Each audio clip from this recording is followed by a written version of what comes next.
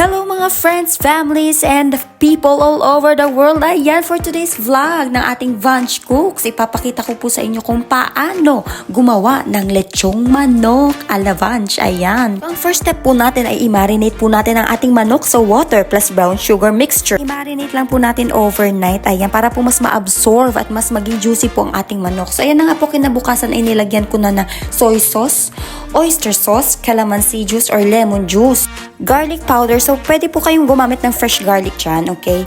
And then, brown sugar, syempre. At syempre po, yan na, haluin na natin. Pwede po natin yung i-massage. Wala po kasi akong gloves, kaya ginanyan ko lang. So, ilagay na po natin ang unpeeled and cut in half na fresh garlic. At syempre, ang tanglat.